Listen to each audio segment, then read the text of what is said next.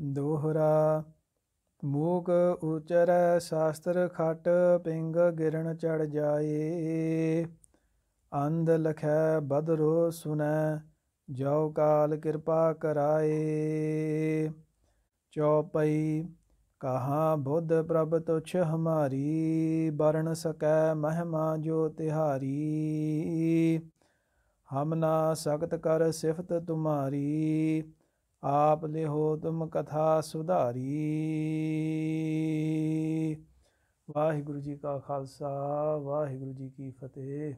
Just as Sahib Kamal Tan Tan Sri Guru Gobind Singh Ji Maharaj sought the blessings of Akaal Purakh before narrating the Bachitter Natak, their own autobiography, so too we seek the blessings of Akaal Purakh, Guru Granth Sahib Maharaj, Shabda Avatar Nirankar, and ask Maharaj to bless us that we are able to contemplate on and understand the Bani, the Dasam Roop as Sri Guru Gobind Singh Ji, the 10th form of Sri Guru Nanak Dev Ji, Maharaj himself gave to us.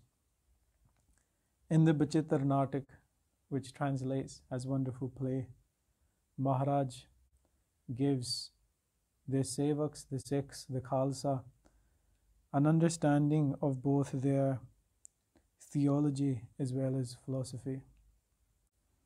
By theology, we mean study of the divine, study of God. What is one's understanding on the nature of God and the divine being?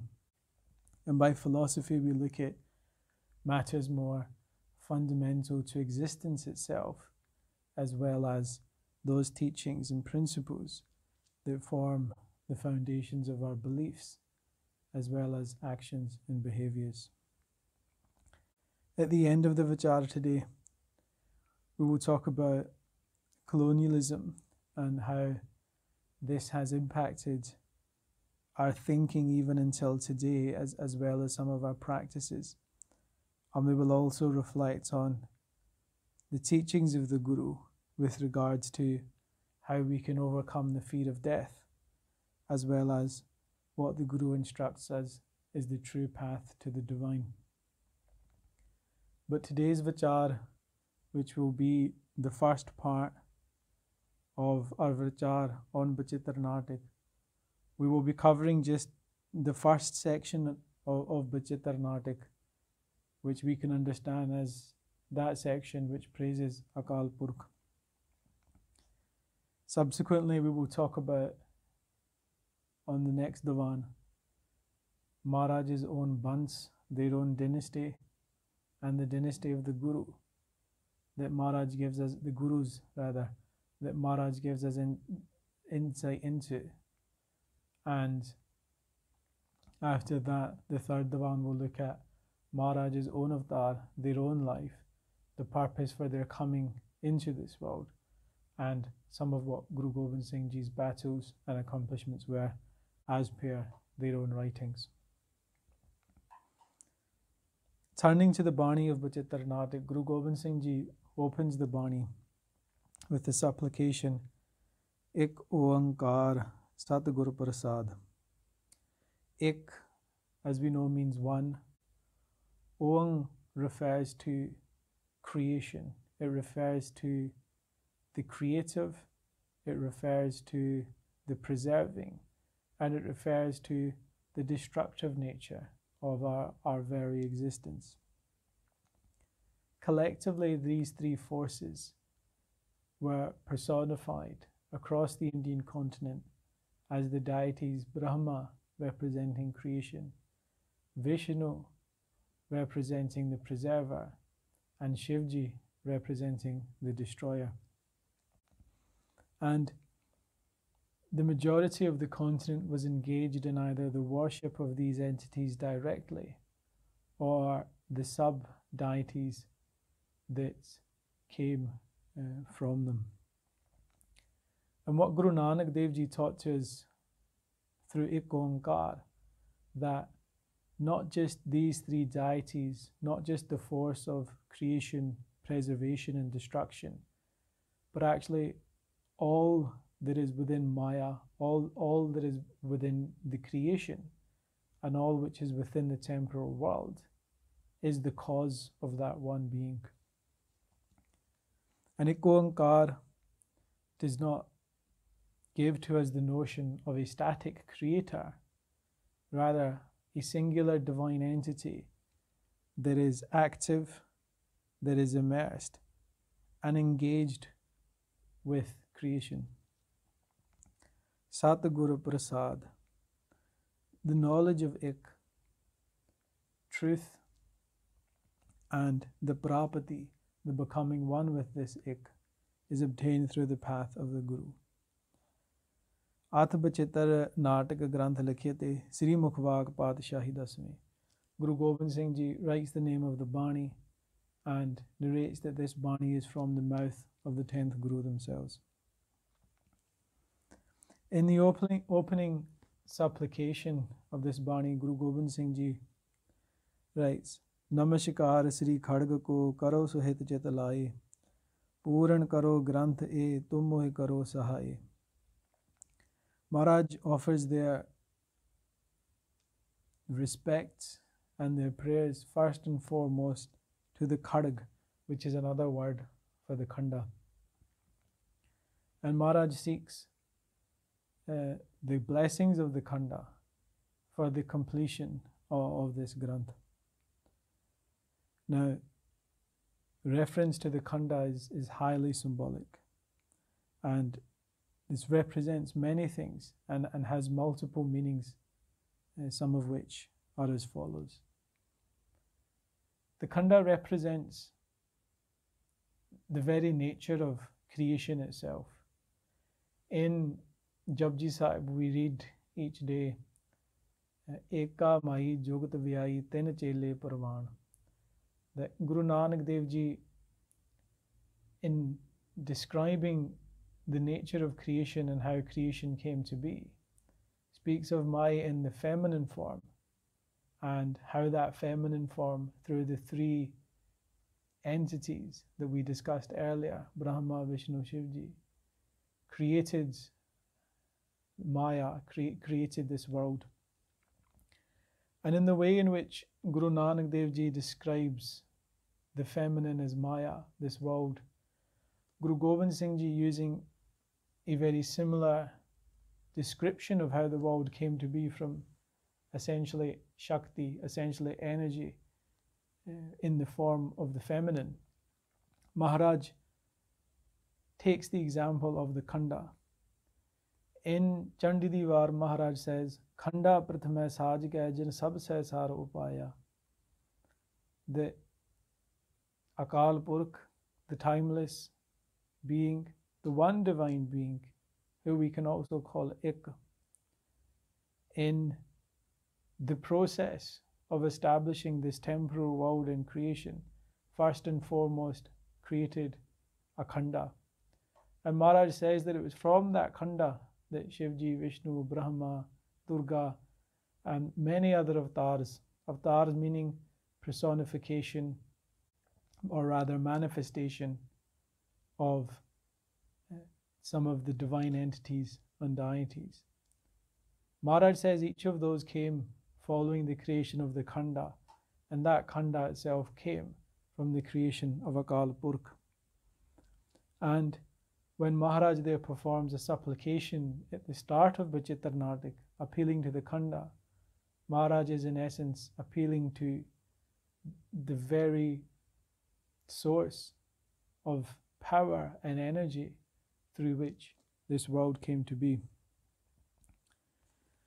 The Khanda is also the insignia, the flag of Akaal Purakh, of Paramatma, as and when they come into this world.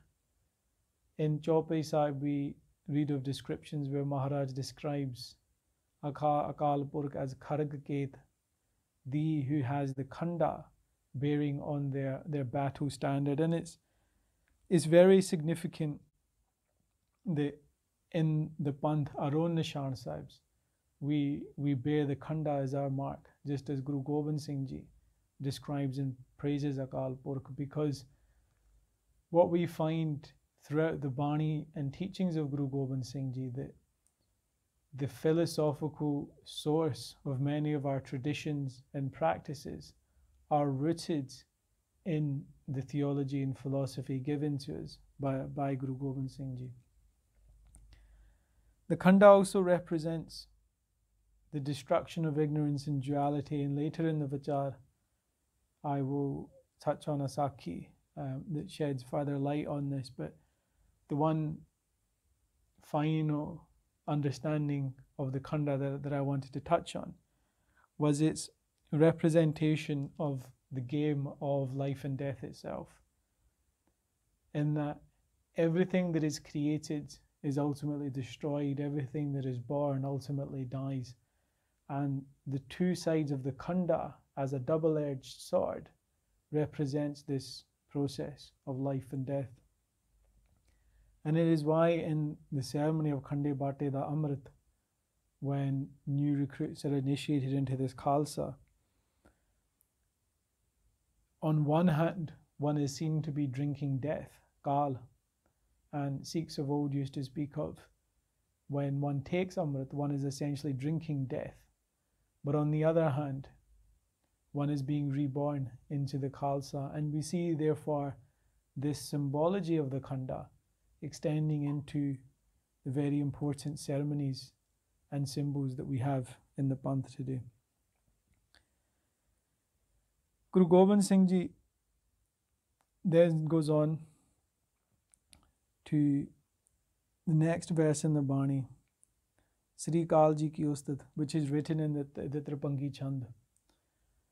I recall when I first read this Bani, seeing Sri Kaal Ji ki Ustat written in my ignorance, assumed that there must have been some mistake in the printing, in that the era, the A must have been missing, and what we were really looking for was Sri Akaal Ji ki Ustat. But this simply represented my lack of understanding of Guru Gobind Singh Ji's philosophy. Kaal is often translated as death, but as we said, it actually refers to life as well.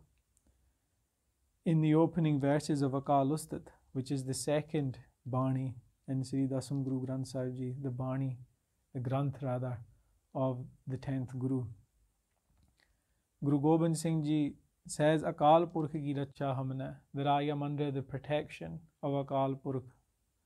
Sarbalo di rachya hamne, that I am under the protection of the all manifest light.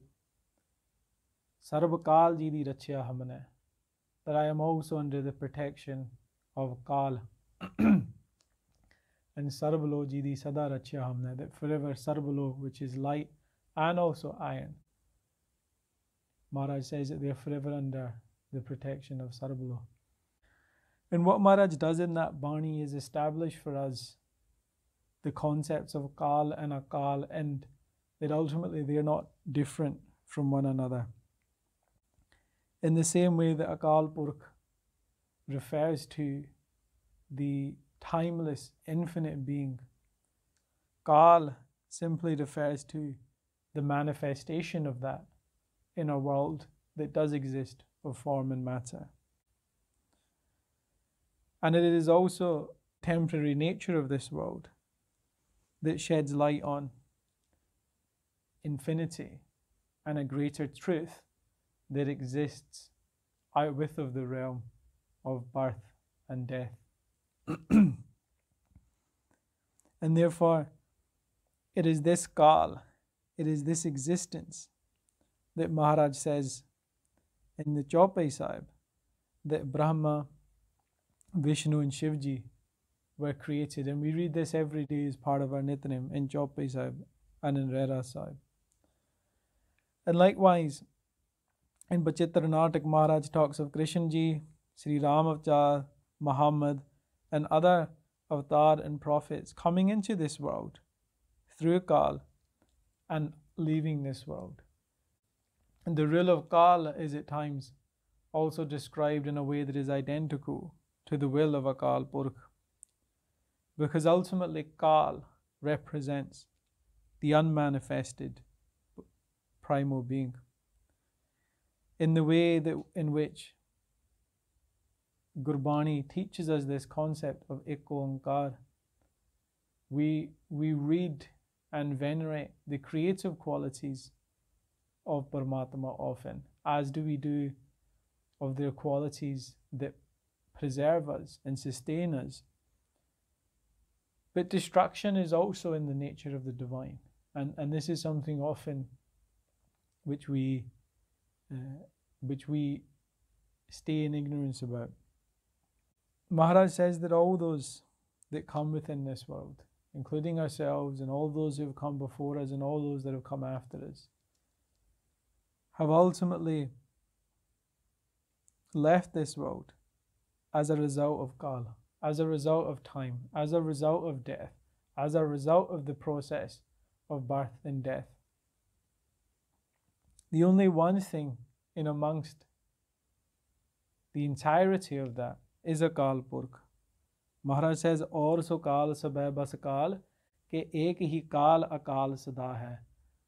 The only Akaal is themselves beyond the confines of Kaal. And so, how does one then elevate themselves from this constant play between creation and destruction? And it is another take on the way in which Guru Granth Sahib Ji describes our attachment within Maya.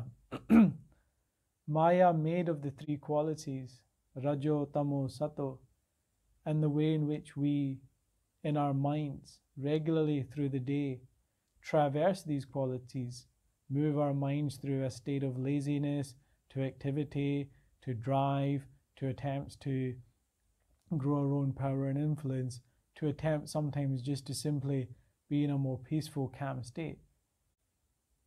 The human mind constantly fluctuates these, and Gurbani tells us that these are the three forces of Maya, that in the same way we have three entities that represent the nature of Maya as Shivji, Brahma and Vishnu, that in the same way our very minds, our thoughts and our existence is also shaped by these three forces.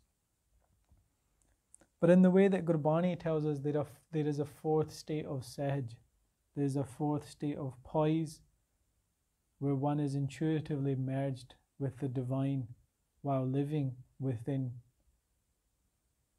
this world.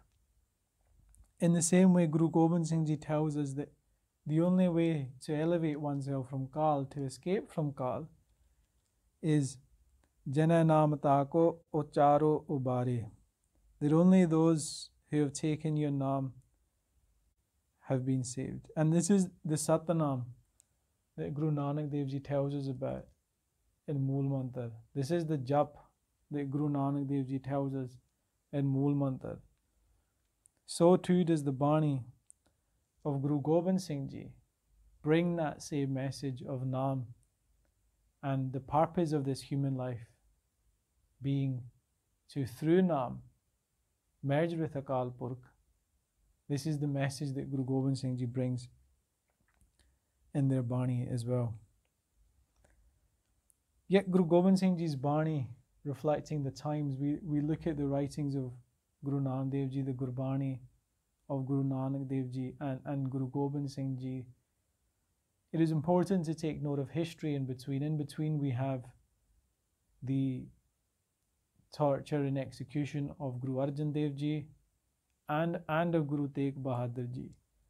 And as Guru Har Gobind Sahib Ji raised the Akaal Takht, raised the Akaal Sena, which was the first standing army of the Sikhs, so too Guru Gobind Singh Ji recognized the need for instilling a spirit within the masses that could stand up to and fight against tyranny. And Guru Gobind Singh Ji therefore talks about creating those who Mukhte Har Chit Mein Jud Vichar, that on their lips and within their mouth they will be contemplating on the one true name, but equally in their mind and their consciousness they will be engaged in the internal battle as well as the external battle. Maharaj also, in describing Kaal, gives a beautiful narration where the very imagery associated with Kaal speaks to the qualities of what it is to be a Sant Sipahi, the saint soldier, which is often how we hear of the Khalsa described. Maharaj says, Jure jang jorang kare jud korang, kripaned dayalang sadayang kripalang. Not only is Kaal forcefully engaged in battle and fighting many vicious wars, all the while they remain the treasure of mercy and compassion and are forever kind to their devotees and all that seek. That they are forever kind to their devotees and all that seek Akaal Purakh sanctuary. And it is clear from this narration of Kaal that Guru Gobind Singh Ji gives that this example of the warrior who is yet merciful and compassionate is what the Guru wanted to instill within the Sikhs and within the Khalsa during their Guruship. The iconography and the teachings in Dasambani are therefore integral to what it means to be Khalsa. And it, as I said, it is the philosophical source of many of our teachings and practices, but also our very spirit and nature. Not only do the association of the Khalsa to Kaal and Akaal Purakh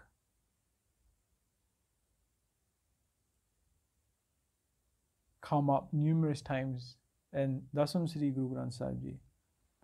In Sri Sarbalo Prakash, the second great Granth of Sri Guru Gobind Singh Ji, we also read the famous verses of Khalsa Akaal Purakh ki Fauz, that Khalsa is the very army of this Kaal that Guru Gobind Singh Ji describes as the compassionate warrior. In the Bani o Gardanti, which is contained within many historic Sarup bindings of Dasam Sri Guru Granth Sahib Ji, but was not included in the modern day print by a committee who was responsible for compiling various Baniya. Maharaj Ji describes and praises Kaal in the feminine form. And I want to just touch on the poetry used by Maharaj before moving on, in that they talk of Mukha pasare Kaal ka dant jabave dant panth chalave jagd mein jodh kare tab shant. The mouth of Kaal or Kalka, if we want to see in the feminine form, but each relates to Akaal Purakh. That as the mouth opens to consume the evildoers in this world, so the panth in this world comes to be, and from a state of conflict and violence will be the bringers of peace into this world. And this is why Guru Gobind Singh Ji opens with Sri Kaal Ji ki Ustat, and the Bani that flows in this short chand, many will be familiar with. Khag khand behandang, khaldal khandang, atran mandang, barbandang, poj dand akhandang, tej prachandang, jot amandang, pan prabhang, sukh santa karanang, durmat daranang, kelbekh haranang, asaranang, jai jai jagakarana, shrishth ubaran, mam prataparan, jai tegang. Maharaj praises the Khag, the Khanda, not just as the Khanda which chops the limbs of enemies and destroys vicious armies and tyrants, but as the Khanda that brings about peace to the saints. The Khanda that, as I mentioned, dispels ignorance, durmata. And Maharaj says, Jai Jai, forever may there be victory to the cause of the universe, the preserver and protector of the universe. And Maharaj, in starting off by talking about the death and destruction that the Khanda causes, goes on to then praise it as the very cause. And we see here again the interplay between destruction and creation. And if we want to extend this imagery further into contemporary Sikhi in our Ardas, where we speak of Guru Gobind Singh Ji being the one holding the Khanda in their hand. Khanda ja kai haath mein kalgi so hai sees. So hamri rachya kare gur kalgi tar jagdish. That Guru Gobind Singh Ji, who holds the Khanda in their hand, just as Akaal Purakh holds the Khanda in their hand. The Guru Gobind Singh Ji, who, as you say, har har jandu ye ek hai Vichar kachna hai, that there is no difference between yourself and Akaal Purakh. And as Guru Granth Sahib Ji teaches us that Gur Parameshwar ek hai sab mein rahya sumaye. In that form, Guru Gobind Singh Ji, as the holder of the Khanda and master of the universe, protect us, ye Sikhs.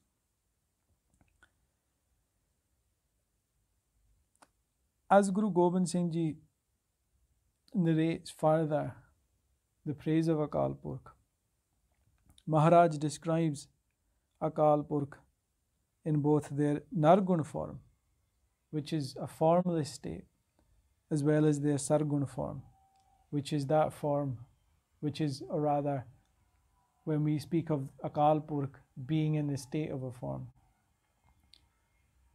Duality tells us that God as a person, or rather person-like in many ways, sits out with of this world, maybe watching it passively, but never engaging directly within the world yet. What Gurbani teaches is that each and every molecule within this universe contains within it Hari, the primal being in an all-pervading molecular form, which is the very source of life within each and every one of us. And therefore, whereas Akaal Purakh has no particular form, which Guru Gobind Singh Ji describes in the Jap Sahib, opening of the Jap Sahib, the opening verses of Jap Sahib, Guru Gobind Singh Ji then describes numerous forms of that same formless being. In the same way, in Guru Granth Sahib Ji, where we refer to the divine being as Nirankar, the without form, we also read Gurbani, where Akaal Purakh are praised in numerous forms, whether that be Khoob teri pagdi mithe tere bol, or whether that be the form which was taken to preserve Prahlad Bhagat, which was a form described as being of half man, half lion, Narsingh Avatar. And this leads me to those that read Gurbani and read Dasambani, and those who with hatred and duality and perhaps ill intent read these Baniya and often speak of Guru Gobind Singh Ji praising deities or praising false gods, or various other allegations are placed upon the author of this Bani, who the Panth accepts as none other than Guru Gobind Singh Ji, but also those that read the Bani and seek to create greater knowledge and awareness within the Sangat of what is contained within it. Guru Gobind Singh Ji is clear that Sada Ek Jyotiyang Ajuni Swarupam, the forever truth is that there is Ek Jyot, one primal light, which is beyond birth, and is the very form of birthlessness, in that it is self-illuminated, echoing what Guru Nanak Dev Ji teaches us in the Mool Mantar. And to those that say that in praising the vicious or destructive or what we might call dark forms of the divine, that Guru Gobind Singh Ji in fact is praising Shivji, Maharaj in their Bani makes it clear that Mahadev Devang Mahapoop Poopang, that this Ek, this one, is in fact the Dev of Mahadev, is in fact the God of Shivji and the prime amongst chiefs. And, I'll speak of one of these forms that the Guru gives, where they say that Akaal Purakh Ji Surang Mal Rajang Lakhe Rudra Lajang Sube Char Chitrang Paramang Pavitrang, that around their neck they wear the skulls of conquered egotistical tyrants and kings. And this is very strong. This is a very strong image, which is often again associated with Shivji. But Guru Gobind Singh Ji says, actually seeing this, Rudra, which is another name for Shivji, themselves looks with fondness and greatness upon Akaal Purakh in this mighty form. And Guru Gobind Singh Ji calls this a beautiful form, and also says it is Paramang Pavitrang. Why? With the eyes of the world we may look and see that skulls, the death, destruction and blood surrounding it are horrible to our minds. But the spiritual seeker sees within that the conquering of ego, the conquering of tyranny, the conquering of that part of us and ourselves that we offer to the Guru, that take my mind, guide my mind, take my head, take my ego. And therefore those that want to misguide or mislead the Sangat, or maybe themselves are in such a state, will look to use this Bani as a means of taking people away from the message of Guru Gobind Singh Ji. We must actually put more effort into understanding it. There are even those that say that those who believe in Dasambani are themselves the followers of Shivji, are themselves the followers of deities and not believers in Akaal Purakh. They say that the Chand on the heads, you see in my dhummala, the Chand represents Shivji and the Chakar is associated with Vishnu. Yet Maharaj in describing Akaal Purakh says, Chamak Chandra Sisiyang Rahyo Lajai Isiyang, that seeing this Chand on the forehead of Akaal Purakh, of the great being, that Shiva themselves feel shy looking at the beauty of the one who created Shivji. And even of the Chakra, Maharaj says that Namo Chakra Parnang Aputang Payanang, the one who holds the Chakra in their hand, that keeps the Chakra on their body, is in fact Akaal Purakh. Yes, many of these symbols over time through India have come to be associated with many of the deities, but from whom did they obtain these qualities from, if not their creator themselves? And their creator is the very one who we look to worship and venerate. There are those that will speak of then that in describing this form of Akaal Purakh, Guru Gobind Singh Ji is in fact describing a bigger form of Shivji. And Maharaj addresses this in the Chaupai Sahib very clearly, where they say, Mahadev ko kahat sada Shiv, nirankar ka chinat neh piv. And in speaking to those who say that Guru Gobind Singh Ji is in fact venerating a higher form of Shivji, unable to themselves break free from the confines of the Tre Gun. Maharaj says that Mahadev ko kahat sada seva, that calling Mahadev, calling Shivji, the eternal being, because even Shiv is a name for the eternal being, and Sada means eternal, that to take Mahadev as Sada Shiv, one loses sense of Nirankar, of the formless. And therefore, Guru Gobind Singh Ji, in describing the forms that Paramatma takes in its creation, plays between describing these forms in magnificent ways to referring to Akaal Purakh again as the formless, so that there is no duality.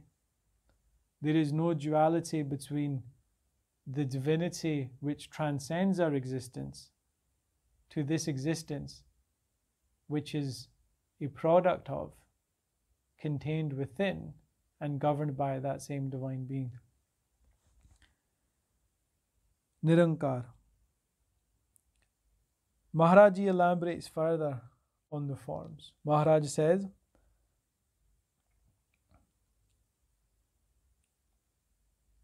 Kahun narko rupa dhari naresang, kahun devyang devtang dait rupang. That somewhere the formless will become a man, somewhere the formless will become a woman, somewhere a goddess, a devi, a god, or even a dait, a demon. And where we speak of god and goddesses in these forms, we speak to what in India are known as Devi Devte, essentially deities, who may represent one particular feature or aspect or element of the divine, but in themselves are incomplete, and often, as we read in Guru Gobind Singh Ji's Bani, in their own false belief that they are the divine, themselves lose track of the truth and suffer as a result. Maharaji says that the demons themselves, and we'll come on to this in later parts of Bachitter Natak, where Guru Gobind Singh Ji says that Akaal Purakh speaks directly to them before they're coming into this world, that the demons were created to destroy the egos of the Devte, who had the world worship them as if they themselves were God. But this understanding we should extend also to the present day, where we have those who do good, we have those who do charity, we have those who stand up for justice, and we also have those that do seek to cause us harm. We also have those that may harbour ill intent and malice towards us. Maharaj also tells us in Gurbani that the path of Gurmat, the Guru's teaching, can transform one jin manas te devte kiye, from a mere man into a deity. But whether one is a deity, whether one is a good being, or whether one is a bad being, they're not devoid of the essence of life, which is Hari, which is divine, and which is Ik. In the same way, Guru Ram Das Ji writes that each and every one comes into this world through the command, through the hukum of Akaal Purakh, the Sache Sahib, the true master. And that when vich varta nanak aap jhoot kaho kya gani, when Paramatma is themselves pervading everywhere and in everyone, then who are we to call false? What can we call fake? On what can we pass judgment? Speaks in further describing Nirankar, Maharaji speaks of how they come into this world sometimes as a hunter and other times as a deer that may be being hunted. Sometimes they're a yogi, sometimes they're a musician. But despite taking all of these forms, the essence and the nature of Nirankar, which is to be one, doesn't change. Although they may take many forms, They are not confined or limited to one particular form. And Maharaj Ji tells us, so ad ant ekyang tare swarup anekyang, that despite taking many forms, Akaal Purakh remains one from the beginning to the end. And ad sach jugad sach happy sach nanak hosi pi sach will always remain one, even when in describing these various forms, as I mentioned earlier, Guru Gobind Singh Ji presents the Khalsa, presents the Sikhs at the time with Gurbani that gives a perspective which is there to gear one towards engaging in righteous warfare, which is there to motivate and inspire one to stand up to tyrants, is there to motivate one to overcome the fear of death, as well as duality within their own mind.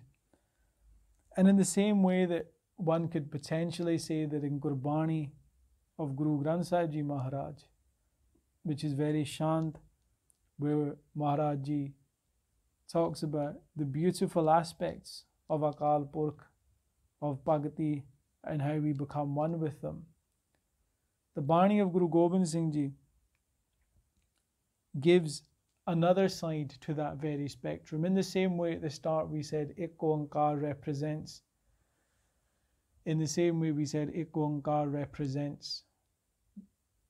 creation, preservation and destruction. The Bani of Dasam, in giving details of that as the avatar, tells us of how that preservation is done and tells us how that destruction is done and the forms which Akaal Purakh takes in the process of that destruction. And in that I want to draw parallels on descriptions of Akaal Purakh in Guru Granth Sahib Ji, where there are many, as well as Dasam, where there are also many. Guru Nanak Dev Ji writes of a vision and darshan of Akaal Purakh they had, where Tere banke loina dant rasala. Guru Nanak Dev Ji says that your eyes are beautiful and as are your teeth, and that they bring delight.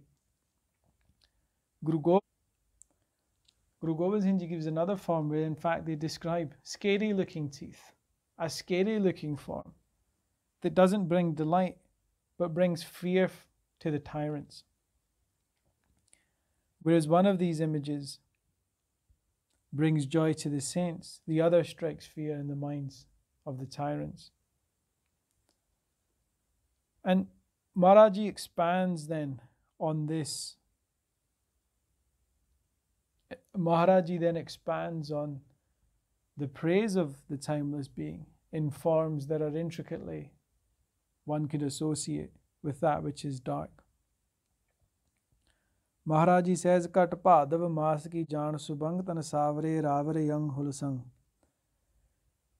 So too in the month of Bhaddo, which falls around August, that in that heat when dark clouds come, they seem magnificent. In the same manner, your dark body has a beautiful glow to it. How often do we speak of darkness having a glow? And if we wanted to delve further into the meanings of this poetry, we could even take that in the way that in Bhaddo, when the clouds come, they bring relief from the burning heat. So too the dark flow of the divine, relief from the heat of despair. It is not that what Guru Gobind Singh Ji is saying is contradictory to what Guru Nanak Dev Ji is saying. We've already established that the divine has numerous forms. But Guru Gobind Singh Ji is deliberately trying to break down the barriers in our own mind by using these images. They are trying to break down that ignorance that on one hand we say Akaal Purakh is Sarva Vyapak, all pervading, but on the other hand we cannot recognize within images or writings or poetry that maybe we do not resonate with straight away or we have not been exposed to. When these barriers are broken down, not only are we able to see Paramatma in everyone and everything, one can see Paramatma in their own children, their own parents, their own friends, but equally those who may seek to cause us harm, those who may harbor enmity, resentment, or complain against us. Within each and every one is that one light. I said earlier we would reflect on how colonialism has impacted our narrative and an understanding of this Gurbani and the imagery contained within it. Many that may be familiar with Indic traditions will see clear parallels in some of the Gurbani quoted to those in East India and Calcutta who may worship Kali, or those who may worship Akaal Purakh of Benares, Akaal Purakh being a ferocious form of Shivji. I think from the discussion earlier we've addressed those who say that Bachitter Natak is praising these deities and think we need to move on to understanding why this trouble in our understanding and ignorance prevails. Colonialists were active in their attempts to suppress narratives and imagery which shed light on God in a way that one may perceive as being in a dark form. And we know this now. There is ample evidence in history for this now, in how these colonial efforts impacted other traditions and religions. But I feel in our own Panth, we perhaps have not had that conversation as honestly as might be of benefit to us. There were numerous reasons why colonialists sought to object to such understandings of the divine. Firstly, they were out of sync with the European values that they themselves possessed, and also their understanding of a dual universe where essentially all that was good had to do with God and heaven, and all that was bad was a product of Satan and hell. That in being unable to consolidate these two, they thought these definitions to be inherently demonic and evil. Coming from that duality, there is also a lack of appreciation for the creator and the destroyer being one. Means via which the suppression of worshippers was carried out in India. There was a recent exhibition at the British Museum where a lot of evidence in history was given for how even the depictions of Kali were banned, and what some took to doing as an act of rebellion was instead producing images of Lakshmi, who is the consort of Vishnu, but depicting her with dark skin. The understanding that the divine can have dark skin, the understanding that the divine can be feminine, while intrinsic to many Indian traditions, was entirely foreign to colonialists. And if we look at the way in which the thugs, those that worshipped Kali, were demonized and criminalized across India, and let's remember that Sajjan Thug was himself once associated with these same groups who established the first Dharamsala Gurdwara. We find many parallels between that and our own Panth. Ratan Singh Pangu in the 1800s writes of Aage Nahang Khol Bua Hona Sang, that the Panth Khalsa has come. The Singhs have come, and one could say to their daughters that without fear or shame, open the door to your brothers. British narratives of the time present an entirely different story of the Nahangs essentially being murderous barbarians. Our own writings we can no longer understand because our minds have been penetrated with the might man's understanding of God. And I say this in a deliberate way because we're looking around the world at other communities and seeing the ways in which white supremacy, white values, or Christian values have been imposed upon populations and civilizations.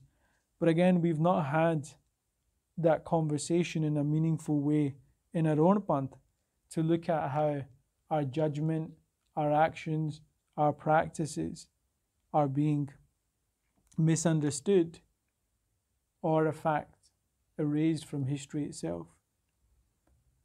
We often many Sikhs look at Hazur Sahib with disdain and criticism for the practices that occur there, but for me, I always get a strong sense both of Guru Gobind Singh Ji's presence, but also the strength of the Khalsa, which is strong there. Throughout India in 1984, where there was not just riots and massacres, but acts of genocide and ethnic cleansing of Sikhs, no such act took place in Hazur Sahib, where each Singh still worships and carries a talwar, a sword, where Dasam Bani is read every day, where his teachings are accepted and adopted. The Khalsa has an entirely different complex to, say, Punjab or other parts of India and where the Sikh diaspora reside, where some reject Dasam Bani entirely. As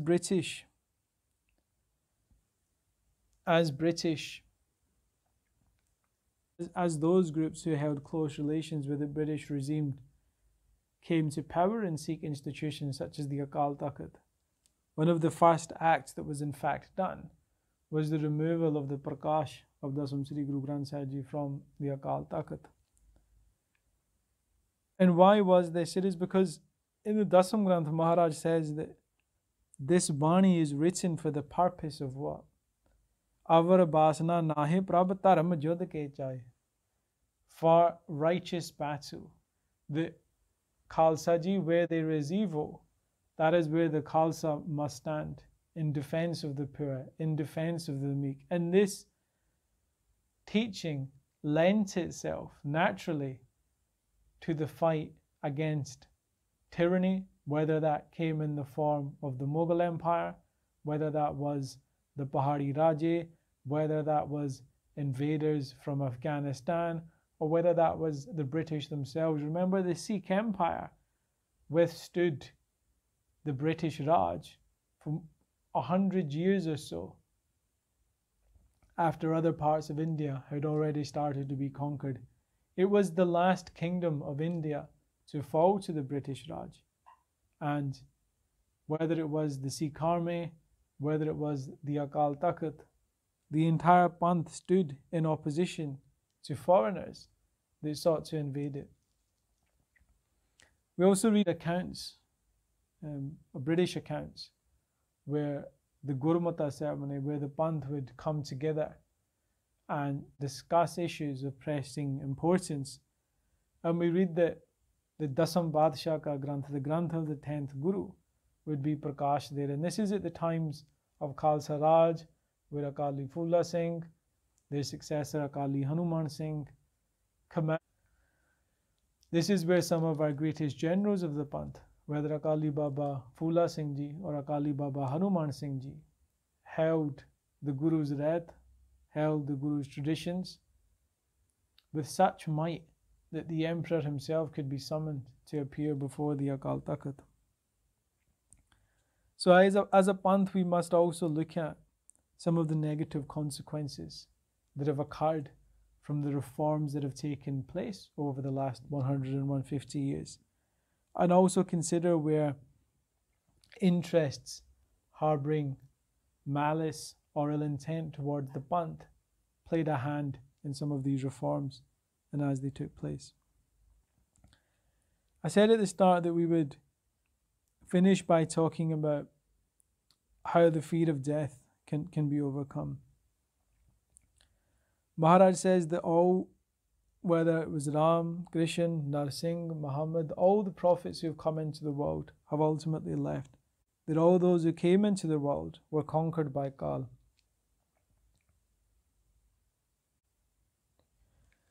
And Maharaj says that, O Moor, O foolish person, that which you cannot escape, Kaal, that which you cannot escape, why not seek its refuge instead?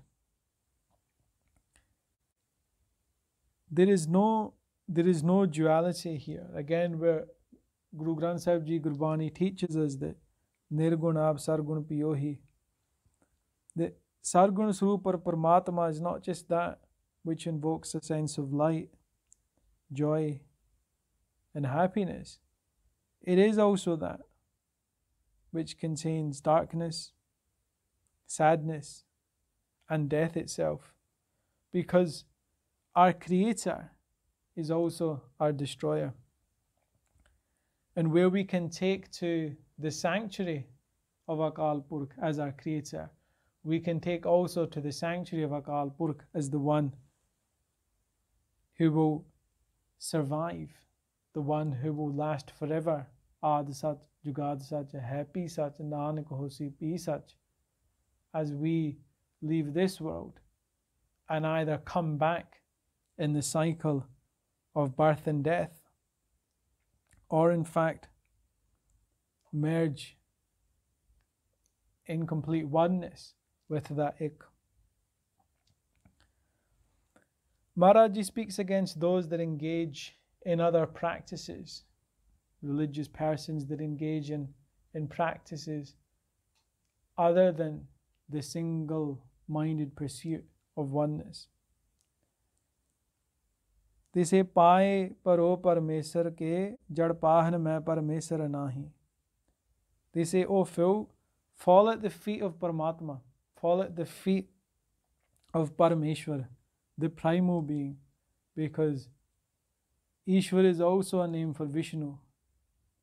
In Japji Sahib, where we come across Gur Iswar, Gur Gorakh, Barma Gur, Parvati Mai.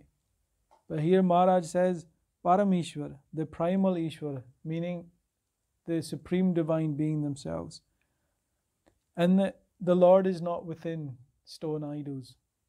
As Sikhs, where the Guru taught us a path away from the worshipping idols, are we as a community positioned to spread our message in a loving way with our neighbours? And I think not.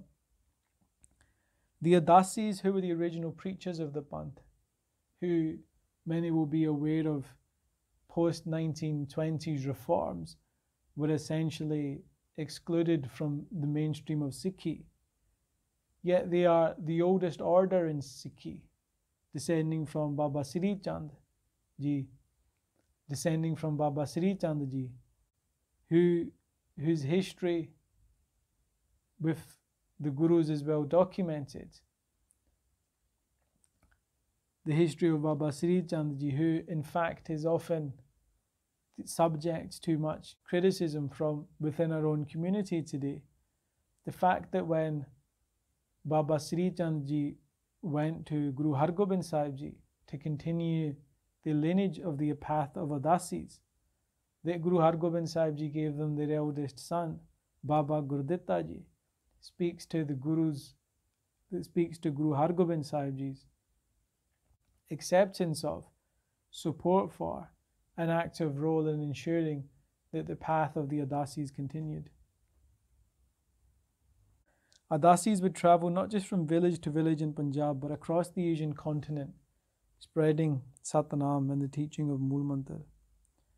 Udasis would primarily go into mandirs and establish their base around them, but the teaching that they would bring was that there is one Ram in the Ramayana, which is the original history of Ram Avatar. There is one Ram in the idol, but there is one Ram inside you, and one Ram which is all-pervading and existing within each and every living being. And through Ramanam, the Udasis would teach either the Mool Mantar or single shabads to the masses as they travelled spreading the message of Guru Nanak Dev Ji. And we've greatly lost this from our Panth today. Yes, the Gurbani of Bhagittar Natak Ji, who did discover and see and obtain the primal being from a stone, is included within Guru Granth Sahib Ji, but it is the love that Bhagittar Natak Ji had, the devotion and innocence that he had, that we are to learn from. Not that we are to learn from, that when one is in love with the primal one in such a way, they will become manifest everywhere. Maharaj also talks about those that practice austerities, those that keep different hairstyles, because remember they also say in Akaal Ustat that case tare na mile har pyare, that yes, as the Khalsa we have hukum to keep our uncut case, but this alone will not take us to Akaal Purakh. And in the same way Maharaj says that many other practices, hairstyles, austerities will not take one to Akaal Purakh. Circumcision will not take one to Akaal Purakh. It is Preet kare prabh payata hai. Through love for Akaal Purakh, love for each other, love for creation and all forms of Paramatma, one will obtain that Paramatma. Just as Guru Gobind Singh Ji says in the Svaiye, Jin prem kiyo tin hi prabh payo. And it is not an attack on other religions, the practice of other religions that Guru Gobind Singh Ji is engaging in. They make this very clear. They are saying that religious practice, religious forms, religious practice, religious disguises can actually play a role in taking individuals away from the truth. And that truth is that the Parameshwar is all-pervading, not contained within one form, let alone one particular idol. And that one being should be pursued within us in the way that Maharaj says, Man mandara tan ves kalandar katihi tirath nama, that make our mind that mandar and make our own heart that tirath, that place that is virtuous to cleanse oneself at.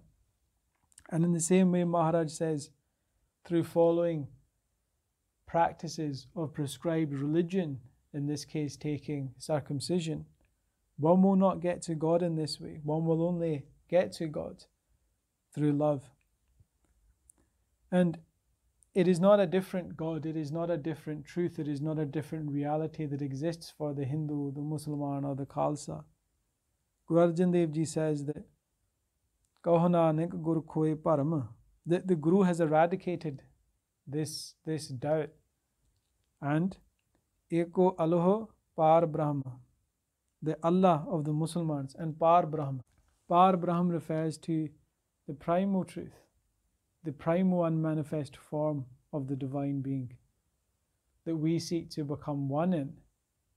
And Allah, who the Muslim, in taking Allah's various names, seeks to obtain, is the same as that Par Brahma. I mentioned that I would touch on a story of how the Khanda eradicates duality, and where Guru Gobind Singh Ji praises various forms of Akaal Purakh, Maharaj also makes it clear that Nirankar is that primal form, that it is that oneness that we seek to pursue, and that all duality that exists we must seek to eradicate. Ramakrishna was a saint from West Bengal who was a devotee of Kali Mata.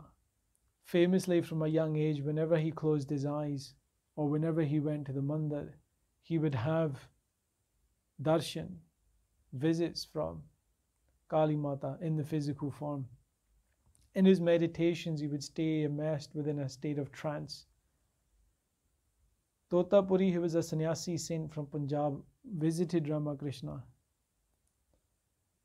and initiated him into the path of Advaita, non-duality. Ramakrishna first sought the guidance and blessing from his Isht, from his who and what he worshipped, Kali Mata, to be initiated into this path. And Totapuri's only interest was, and that of the philosophical approaches of Dvait, is everything is one. As a sannyasi, Sadhu Totapuri told Ramakrishna that he must remove the form of Kali Mata from his mind. Kali Mata would come to him again and again, taking him into a trance that he was unable to pass.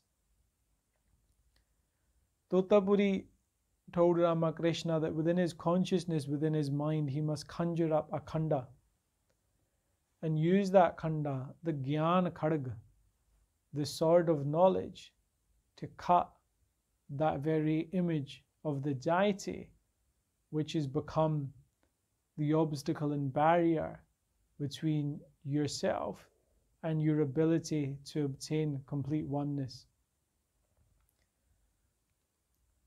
He did as he was instructed to do, and when he was able to remove that image of Kali Mata from within his mind, he went into the stage of Nirvikalpa Samadhi, which is one of the ultimate spiritual stages that one can obtain, where their sense of self ceases to exist and they merge entirely within oneness and Brahm, the formless being.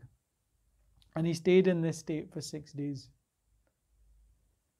If we look at the teachings of Gurbani, where Guru Gobind Singh Ji talks about various forms, great and mighty, good and evil, in this world, yet taking us back to that one true path. The Guru, whether as the Bani of Guru Gobind Singh Ji, the Bani of Tan Sahib Sri Guru Granth Sahib Ji, seeks to take us to this place of singularity from very start to very finish. Because all Gurbani starts from Ik and ultimately seeks to instruct and guide us in this human life such that we are able to merge with Ik. So Sad Sangat Ji, please forgive me for any mistakes that I have made. At this point we will conclude today's Vichar, and next time we will talk about the next section in Bachitter Natak, where Maharaj goes on to give the history of their own royal dynasty and an account of creation. And after that, as I mentioned, we will talk about Maharaj's own coming into this world and the reason for doing so. Vaheguru Ji dohra sagal dwar ko chhad ke गहियो तुहारो द्वार बाहें गहे की लाज yes गोबिंदास तुहार गज के जकारे गजावे निहालो जावे साहिब श्री गुरु गोबिंद सिंह जी नू पावे निहालो जावे सत श्री अकाल वाहिगुरू जी का खालसा वाहिगुरू जी की फतेह।